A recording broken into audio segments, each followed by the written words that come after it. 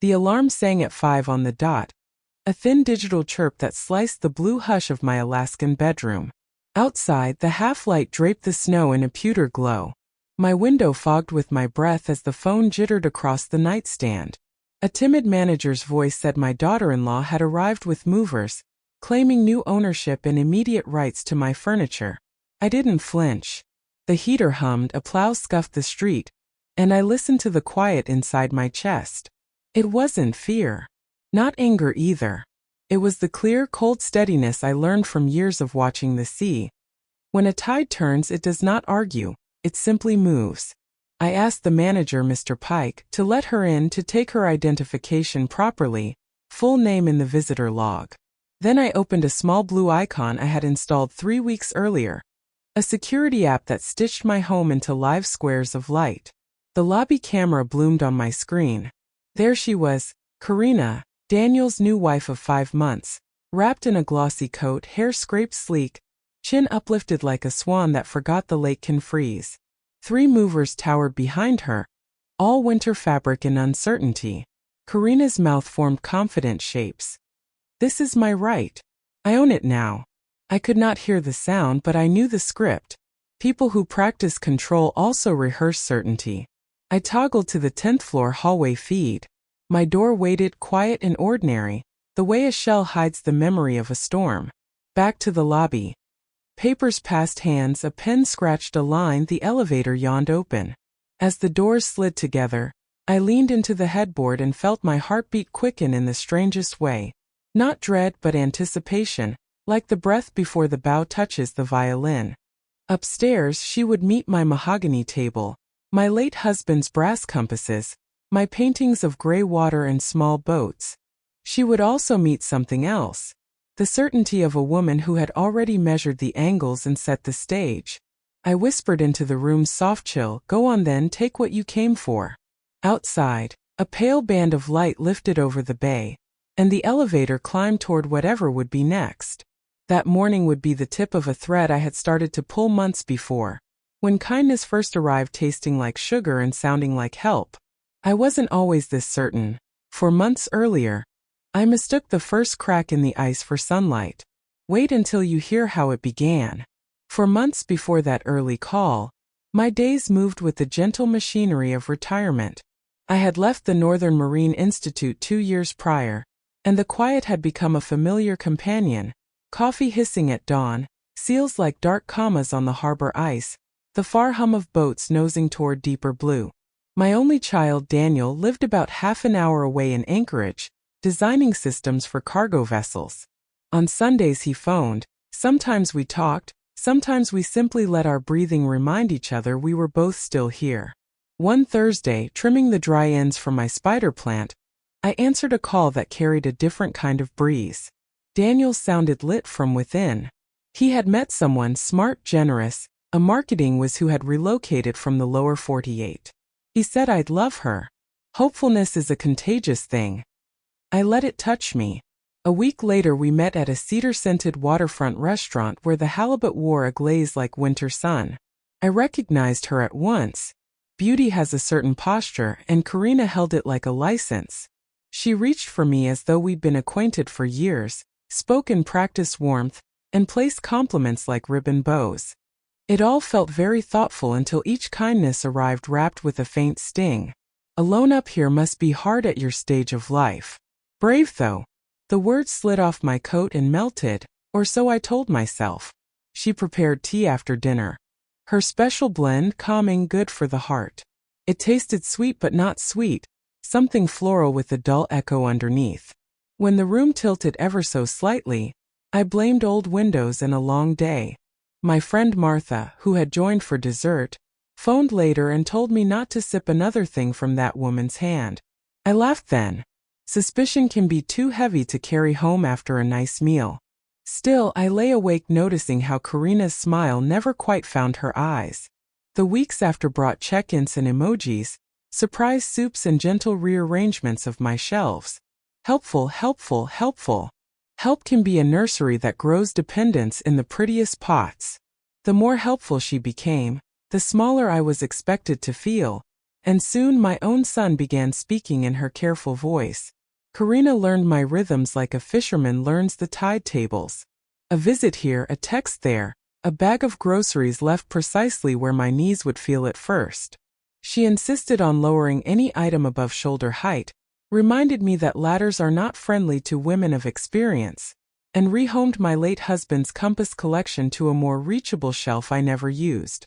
Each phrase carried a softness that rustled with something sharper. At your age, easier for you, safer this way. Drips carve stone when no one is looking. I found myself touching my pockets for keys I had already hung on their hook, squinting at calendars I had carefully penciled, wondering if a mind can fray in a single season.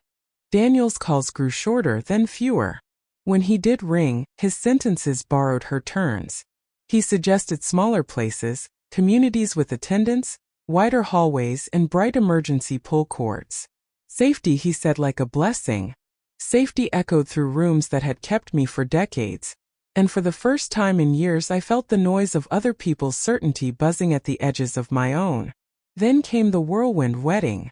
Not next year, not even in 6 months.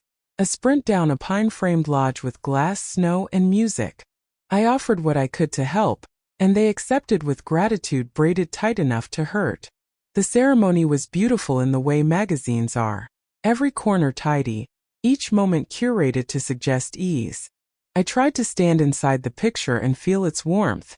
Later, touching up my lipstick beneath 2 bright lights, I overheard a glancing fragment of strategy that cooled the room around me. I learned there are people who treat a family like a ledger, and elders like line items that eventually move. Ambition has a private vocabulary. I heard enough of it to understand the plot. I walked out of that bathroom with my pulse marching and an old part of myself fully awake. I had sailed through storms before. This would be navigation too. That night I sat by the window until the black glass held only my face. It did not look frightened, it looked focused. There is a point where pleading turns into planning, where explaining turns into evidence. I reached for my address book. The next morning I called 2 women, one who knew the body's tricks, and one who knew the laws, and the tide began to change. Martha had been a nurse for 3 decades. She understood hushes inside illnesses and the ways they can be made louder. When I told her the shape of my suspicions, she didn't gasp. She organized. Ruth Delgado, an old colleague turned attorney, was the second call. She named something I had never heard but instantly recognized: inheritance grooming. That phrase felt like a lantern. With Ruth, action arrived in a list. Cameras small as coins, cloud storage stitched to a private account, a quiet locksmith who would keep the face of my old deadbolt while swapping its heart. Within a week my condo watched itself. One lens peered from a bookcase, another from a plant, a third from the shell of a smoke detector. I pressed install like a benediction and went back to my groceries. In the frozen aisle between bags of peas and the clean bite of the air, my phone trembled with a motion alert. The kitchen feed showed Karina wearing gloves that looked like manners. She scanned drawers, opened my jewelry box, photographed statements, and pocketed a bracelet with a movement so practiced it could have been a tick. She paused at my vanity mirror, as if assuring her reflection that control and righteousness are cousins. The audio caught small sounds, a hinge, a breath, the careless clink of my life. That night I told Daniel what the camera had seen. He sighed with such weary patience I almost believed him. Maybe stress was bending my days.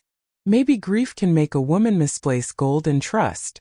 But grief also teaches a decent memory, and mine was intact. When a son cannot hear his mother, the silence between them grows moss. I stopped explaining. Ruth said, let her think she is winning. The law prefers clean lines and full recordings. So I polished the decoy lock, left the old keyhole smiling like a welcome, and learned to let my heartbeat rest on the even rhythm of waiting. Patience is not passivity. It is discipline holding a cup under a leak until you can fix the roof in daylight. For 3 weeks the feeds gathered ordinary treachery, riffling papers, tidy invasions, a woman narrating her virtue to an audience of none. Then the kitchen camera collected a different kind of proof, the kind that does not argue. The spoon touched sugar, the white powder disappeared, and I finally saw what had been making the room tilt. On a pale afternoon that smelled like thaw, the kitchen camera recorded Karina entering with the certainty of a person who believes the world should unlatch for her. She reached straight for the cupboard, drew out my sugar jar, and uncapped a small bottle from her purse. White on white can look like innocence. She poured, stirred with a slow patience that belonged in a church, and set everything back as if she had done me a favor. The audio caught the soft ding of glass, the faint whisk of a spoon, the sound the heart makes when a boundary is crossed. I phoned Ruth before my panic could find a shape. "Do not touch," she said. "Do not dump. We will sample. Evidence is a ladder. Climb one rung at a time." Early the next morning we drove to a private lab with windows that reflected nothing but winter. They shaved a portion from the jar, sealed the facts in a clear envelope, and told us that patience is also part of science. Those hours lengthened into a tunnel. I sat with coffee black and unadorned, replaying months of small kindnesses that had tasted like ash after sugar. People write stories about gaslight as argument, but the subtler work happens in the pantry, in friendly labels, in tiny doses on the tongue. When the lab called, Ruth took the phone and closed her eyes as she listened. The report named a benzodiazepine steady, high enough to mimic a mind coming undone, precise enough to render a woman's clarity suspicious. I pressed my hand to the old bone drum of my chest. Karina had not been trying to make me sick. She had been writing a diagnosis for me to perform. I stood at the window while the bay cracked its mirrored skin into channels of bright water. In that reflection I saw someone older and plainer than the woman who moved through my career, but also someone truer, salt-cured and awake. Ruth's voice softened the way a shoreline softens a wave. "This is no longer a family misunderstanding," she said. "This is criminal conduct. We will not warn her. We will not try to teach a lesson. We will prepare a case and let her demonstrate the rest. The police would need to see what the cameras saw. The locksmith's decoy would need to hold. The manager would need to make a tidy log when the next performance began." I slept with the phone on the nightstand, not as a guard but as a bell. The plan would ring when it was time. I did not sharpen anger. I folded linens and practiced calm. Rehook. The bell rang at dawn with boot steps, a smug coat, and the 3 words that told me the trap had set. The call came just past 5, the same thin hour when the world wears its bones outside. Mr. Pike's voice shook against the quiet. Karina had returned with movers and a stack of paper she believed could turn my home into hers. I asked him to do the simplest righteous thing: write her name and number clearly in his book. Then I opened the app and sat cross-legged on the bed the way I used to before field launches, when weather could change the day and our notes had to be exact. The lobby feed showed Karina aligning people like chess pieces. She lifted her chin just enough to suggest that hesitation would be punished later. The elevator swallowed them. I flicked to the 10th floor lens and watched the numbers climb. 7, 8, 9, 10. The doors whispered open. She tried an old key that had been retired with ceremony. When it failed twice, she reached for a thin metal card and made haste where permission was missing. One mover shifted his weight the way men do when their knees and consciences both ache. The audio picked up a private whisper to a phone, my absence noted, my supposed unwellness invoked, and a particularly telling line about sugar not doing its job but guardianship doing the rest. I had never loved a recording so much. The lock finally yielded to a trick I had expected. Karina stepped into my front room with the bravado of a ringmaster and began assigning values to my life. "Pack this. Be careful with that. Wrap the glass." I watched the camera hold its breath. Far off, a sound entered the scene the way weather changes mid-morning. Sirens, first thin, then undeniable. Panic fluttered across the face that had practiced poise in so many mirrors.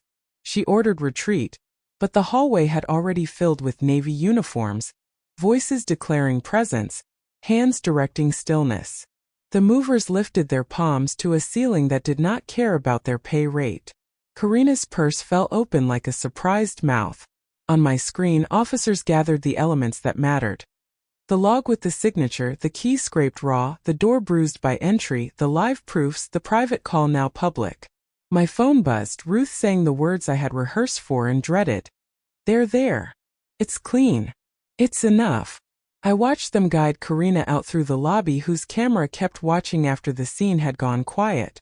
I turned my head toward the window where dawn had finally colored the bay. The light did not cheer, it clarified. Justice rarely feels triumphant. Feels correct. Correct isn't over. What came next required benches, evidence, and a long room where truth has to stand up. Courthouses carry the smell of wool and wet boots, of paper warmed by hands that have been holding it too long. I sat with Ruth near the front, palms folded, the old tremor hiding just under the skin. Across the aisle, Karina looked smaller without the scaffolding of urgency, her perfect posture collapsing at the edges. Daniel sat in the back, the sleepless look of someone who saw his reflection and did not recognize the man looking back. The charges read like a blunt poem. Trespass, theft, forgery, attempted poisoning. There were efforts to recast it as family friction and senior confusion, the kind of cloudy hurt that can be smoothed with apologies in time. The judge preferred facts. The screens told our story without heat. There was my kitchen, my sugar, the stir that turned sweetness into a script.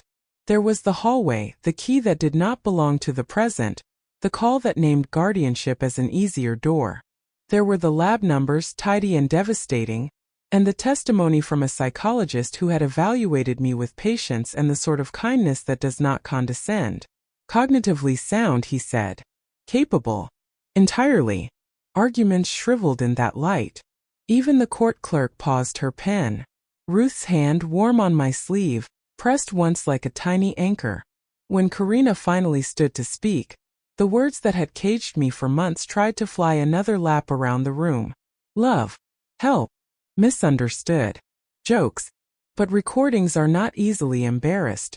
They do not blush and they never forget. The judge's eyes stayed steady, and the jurors wore the faces people wear when they have already decided. The verdict arrived the way a tide does, inevitable and strangely quiet. Guilty on each count. The sentence measured years, not months. 7 of them, with time to consider the difference between care and control. Karina's expression cycled through disbelief, rage, and the flat astonishment of someone whose mirror has turned honest. Daniel approached me afterward like a boy stepping through smoke. Sorry found his mouth in fits and starts. Regret is a kind of weather too. It leaves people damp and shivering even when the sun is out. I looked at him with the love that had built his bones and the boundary that would keep mine intact. Forgiveness, I said in my heart, is not a door swing. It is a season. We would need time. That evening back at my cabin, the waves stitched the shoreline with a smaller, gentler thread. I slept with the phone in a drawer for the first time in months. Freedom is quieter than I remembered. And in that quiet, women began writing to me from places I'd never been, asking what to do next. News does what winter does here. It travels across hard surfaces and settles where you least expect it. Within days, the story had skittered through Anchorage, an older woman keeping her feet beneath her on ice that was meant to drop her through. I didn't read the headlines. I tended to the smaller work of healing. Warm socks on cold floors, soup steaming up the kitchen window, a slow amble to the mailbox where the bay shows its changing face. The air felt different, not because trouble had ended, but because the tight hand around my throat had unclenched. Letters began to arrive, the kind with careful handwriting and stamps chosen like brooches. Women wrote from Nome, Sitka, Kenai, and from places with heat I could only imagine: Tucson, Baton Rouge, Orlando. Their words braided a single thread. Someone had called them forgetful, dramatic, silly, confused. Someone had moved their keys, their money, their certainty. They asked me how I knew when suspicion became knowing. How I found a voice under the weight of other people's explanations. I answered each the way I would answer a friend across a kitchen table. Slow, specific, and without shame. Martha kept visiting, bringing bread with crusts that sang when we sliced them, and that dry humor that has saved me more than once. We sat by the fire and let quiet be the third companion. Sometimes healing is not an announcement. It's a room where no one must prove they deserve to be there. We spoke of ordinary things: potholes, migrating birds, the price of good coffee, and between those small seams, a sturdier life mended itself. I took my coffee black for a while as a promise to myself. My mornings would not rely on anyone else's sweetening. When I finally opened the sugar jar again, it was a new jar from a new shop, bought on a day I felt steady enough to walk there. I tapped a spoonful into the cup and watched it disappear like a bad dream resolves into daylight. At night, I slept with the phone in the drawer and the ocean doing its old faithful stitching. There was no triumph, only relief and a raw, tender gratitude that looked like sunrise on ordinary water. I knew grief would arrive too. Grief is loyal that way. But first I let the stillness rinse me clean. The letters kept coming, but one morning it wasn't the mail that reached my door. It was my son, carrying the kind of apology that can't be mailed. He parked crooked, like nerves were driving. When Daniel stepped onto the porch, he looked as if the old schoolyard wind had caught him, shoulders hunched, hands shoved deep into pockets, a boy in a man's coat. Winter shows a man's eyes for what they are, and his were pinked with nights that did not sleep. He spoke softly, as though sound itself might break us. The leaving, the therapy, the slow horror of listening to recordings that turned his certainty into sand. I let his words move like weather, not sermons. They did not need my interruption. They needed gravity. Love does not brush dirt under rugs. It names the stain before the scrubbing begins. I told him what it felt like to be doubted inside my own skin, how gaslight doesn't burn bright. It flickers and you keep blaming your own eyes. I told him boundaries weren't punishment. They were a lighthouse set at the right distance so no one crashed twice for the same reason. He took it. Every word. The apology didn't rush or decorate itself. It arrived plain like bread. We didn't mend anything on that porch. We began. He promised what he could promise, which wasn't perfection or immediate trust. It was smaller and better, showing up when he said he would, asking instead of assuming, speaking about me as if I were in the room, even when I wasn't. The wind found its way through the pines, and for a long time we stood without talking. In that silence I heard the first small thaw creak through us. Later at the kitchen table I poured us both coffee. Black for me, cream and sugar carefully new for him. He flinched before he sweetened, and I touched his wrist, not to reassure, but to say I know. We talked about practical things, accounts to secure, mail passwords changed, the will that needed sturdier hinges. Grief, when faced without costume, becomes usable like lumber. When he left, he hugged me with the startled fierceness of a man who has learned hugging is not ownership. It is grace. I watched his car disappear down the road, and I felt the lightness that comes when what has been named does not need to be argued again. Naming isn't everything. Sometimes a house itself holds echoes you don't need to keep. So I made a decision about the place where it all happened. Some homes hold your best years. Others become museums for a feeling you never asked to curate. My Anchorage condo had been faithful, but after the court and the sirens and the long nights with the screen glowing blue, its walls had learned a language I no longer wanted to speak.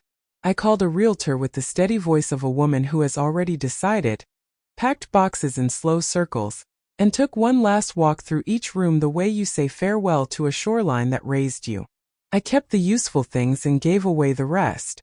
Age teaches that objects can own you if you let them, and I had no intention of being managed by a set of crystal that only looked like light. I sold the condo and chose a small sunlit house near Seward, a place where the sea keeps a closer rhythm and spruce shadow the afternoons. The first night there, I slept without expecting footsteps that weren't mine. Moving is a confession you make to yourself. Here's who I am now, and here's the space that fits that truth. I bought a wide mug with a handle that welcomed my knuckles and put the good chair by a window that looks west. I hung 3 paintings I loved and let blank walls be blank, room for what would come, not clutter from what had insisted. Work found me without a posting. A local shelter needed volunteers for a weekly group, older women learning to hold their finances without apology. The first time I stood at the whiteboard, I felt my old marine research instincts rise. The tight lists, the practical diagrams, the habit of telling the truth plainly. We called the class Harbor Skills. I taught them what Ruth had taught me and what experience had carved, how to use small cameras like lighthouses, how to keep a decoy lock while you change the parts that matter, how to put a paper trail in a place only you can reach. We practice scripts, strong, unornamented sentences for doctors, bankers, sons, nieces, neighbors who mean well and others who don't. They took notes like students in a storm season, and at the end we ate cookies without asking who baked them. At home I kept relearning the schedule of peace. Sweep, sip, listen, right? The bay breathed in and out, showing me how. The women wanted more than comfort, they wanted a map. So I drew one from memory and called it the Clear Mind Checklist. I'm not a guru. I'm a grandmother with a pencil and a fondness for lists. Still, the women needed a chart to hold when the room began its old, sly wobble. So I wrote a checklist that was less about fear and more about muscle memory. First, document without debate. If something feels wrong, write it down: date, time, who, what, where. Memory is loyal, but paper testifies. Second, quiet allies. Choose 2 people who don't need your sunshine to believe in your storm. One for the body, a clinician who knows what drug-induced confusion looks like. And one for the law, someone who can spell guardianship without turning it into a trap. Third, technology but tidy. Small cameras placed like commas, subtle, legal, recording to clouds that don't belong to anyone else's weather. Passwords like sentences no one else would write. 2-factor authentications that make trespassers feel late to the party. Fourth, locks with manners. Keep the face others expect. Change the mechanism only you know. Let the false key whisper lies to the person who thinks they're invited. Fifth, medical baselines. See a doctor when you are well. Let them write down that normal looks like this. Then if someone later says you're slipping, you can stand beside your own younger self and nod, "No, I am not." Sixth, bank fences. Alerts for withdrawals, dual signatures if that keeps peace, separate accounts for inheritance that need their own armor. Seventh, language practice. Stand in the mirror and say out loud, "I will think about that." "No, thank you. I will let you know. I am not comfortable with this." Boundaries aren't heavy, they are clean. We rehearse calling the police without panic in our throats, stating facts in 20 seconds. Name, address, what is happening, what evidence exists. We learn to ask managers to log visitors by full name, to take photographs of signatures, to request copies without apologizing for the paper. We agreed to tell at least one neighbor the shape of our watchfulness so that when help came, it came from directions we couldn't face alone. I watched women who had been told they were soft discover that soft is what quilts are, and quilts have saved more lives than speeches. They started bringing their friends, and the room grew into something like Sunday service, except all the sermons ended in action. Even with a map, the heart needs tending, so I set about mending the parts of me that had been taught to flinch at sweetness. It surprised me, the number of tiny motions that fear had stolen. The way my hand hovered above a sugar jar. The way my mouth paused at the rim of a teacup, listening as if sound could tell me safety. Recovery is learning to drink again on purpose. I bought loose-leaf blends from a woman who labeled jars by season. Early thaw, beargrass, first huckleberry. I brewed them the way my mother taught me, water singing, leaves breathing, a minute of patience. I added sugar from the new jar and watched trust dissolve into warmth. Tasted like belonging to myself. Some afternoons I walked the path behind the house where the spruce lean into one another like old men sharing jokes. I named the birds by their silhouettes the way I used to name silhouettes in sonar, and reminded my mind that it knows the shape of things. Work at the shelter filled the hours that had once been swallowed by watchfulness. We held a community talk about guardianship reform, about how support should feel like railing on a staircase, not hands on your back. With Ruth, I finished the quiet legal chores that make a woman's life less penetrable. A refreshed will with a spine, power of attorney papers arranged like nested bowls, health directives with no wiggle room for anyone's ambition. We sent calm letters to banks and brokerages. We set alerts that would ring like bells if lines were crossed. It wasn't paranoia, it was gardening, pulling weeds before they seed. One night in September, the sky made a show of itself. The aurora unrolled like silk, green and violet threads stitching a story only the dark can hold. I stood under it with a blanket around my shoulders, and thought about all the times I had been told that aging means shrinking. But there I was, expansive as the cold air, taller for having survived. I whispered a thank you that covered more years than I could count. The next morning, I opened my laptop and recorded a message. Not a speech, a message, my face, my voice, my plain words about clarity and kindness toward yourself. I sent it to the women who had written me, a net thrown back to the ones who had thrown nets to me. The replies filled my inbox like migrating geese, and then the doorbell rang with a different kind of answer. Daniel again, with something to return. Daniel stood on the stoop holding a small wooden box I recognized by the shine on its corners. My husband's favorite compass rested inside, brass face catching the thin light that slips under Alaskan cloud. It had been in the pile of items Karina tried to claim with a mouth that called theft a favor. The police had cataloged it, the attorney had filed it, the system had returned it. But I needed the moment of it coming home to belong to my son. We sat at the table, the one that had traveled with me through kitchens and seasons. He told me about the work he was doing, slow, wrenching, worth it. Counseling with a man who has an office that smells like raincoats and coffee. Learning how caretaking can curdle into control. How charm can be a fog a man willingly breathes when it makes him feel needed. Shame hovered, but he didn't let it drive. He named it and kept going, which is all any of us can ask of our own past. I shared my plans for Harbor Skills expanding. Twice a month, with a second group for adult children who need to learn how to help without hollowing out the person they love. He asked if he could sit in the back. I said yes if he was there as a student, not a fixer. He smiled with that skewed, boyish grin I hadn't seen since he was 12 and sorry for breaking a radio he had been trying to improve. We opened the compass box together. The needle settled, then quivered, then pointed in its old faithful way. I thought about direction as something bigger than north. I thought about how a family reorients, not with maps you buy, but with truths you draw on the backs of envelopes when the light is failing. Before he left, we stepped into the yard. The bay wore slate, and a gull scolded the wind because it could. He slipped the compass into my palm and said, "Keep it on your desk. Remind yourself you already know where you're going." I laughed, soft, grateful, and told him the desk didn't need the reminder as much as he did. He nodded, took the tease, and hugged me like a man who knows hugging doesn't solve, only blesses. Blessing isn't the end of repair. We still had to agree on the terms of our new grown-up harbor. We met a week later at a diner where the coffee is honest and the waitress calls everyone hun, with the same dignity she gives the pie. We brought notebooks. I told him I wanted our relationship to live inside agreements, not moods. He exhaled like a relieved student. We wrote them down. No decisions about me without me.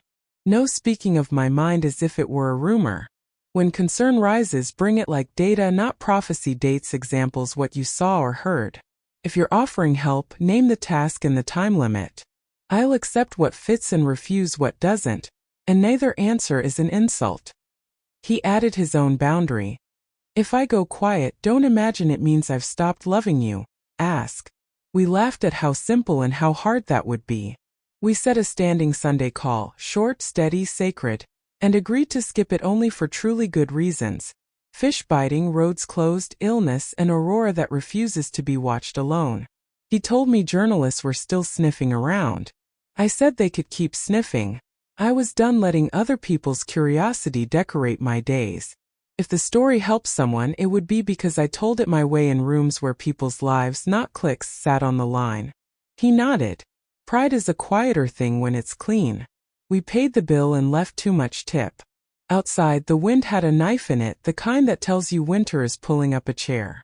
I slid my arm through his, not because I needed support, but because the gesture had missed us.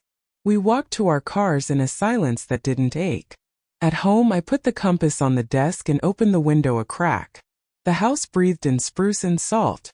I sharpened my pencil for the next class, lined up folders, and felt a calm I didn't recognize at first. It was the absence of defending myself to people who enjoyed misunderstanding me. Calm can be a beginning, not a finish, and beginnings deserve a blessing. I had one more thing to do before the season turned. Blessings don't need altars, they need attention. On the last mild morning before true winter, I went out to the small patch of dirt behind the house and planted a row of hardy greens. Folks say it's late for planting, but I wanted to put hope in the ground anyway, just to prove that time isn't only a thief. Sometimes it's a gardener with calloused hands.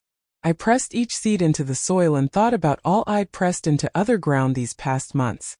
Fear, fury, shame, and how not everything you bury is lost. Some things are planted. Inside, I brewed early thaw and set my mug beside the compass. Letters from women around the country filled a wooden tray. More stories I would answer this week, each one a small lighthouse someone had carried through a storm. I opened a fresh notebook for the next harbor skills session and wrote a sentence on the first page. Your clarity is not rude. Your safety is not selfish. Your voice is not a favor. I underlined each clause because underlining is how I promise myself to remember. Evenings, I walk down to the water just long enough to hear the tide correct whatever I've been holding too tightly. Sometimes Daniel meets me there and we talk about unremarkable things. A leaking faucet, a new wrench, a gull that looks like it swallowed someone's lunch wrap. Ordinary is the softest miracle. When the first true snow came, it made a hush I recognized from that dawn long ago. But this time it didn't carry sirens, it carried peace. I took the phone from the drawer and scrolled through the camera feeds. Not to patrol, but to marvel at the empty rooms holding simple, honest light. I turned the phone face down and let the house do what houses do when left to their purposes. Shelter. That night the sky refused to show the aurora, but I didn't mind. I'm learning that radiance doesn't need witnesses to be real. Survival was not the end. It made me available for the rest of my life. I am not the woman they planned. I am the woman I kept. If you're listening for one more chapter, don't worry. Tomorrow I'll tell you the 3 sentences I teach first to every woman who walks into harbor skills, and why they change everything.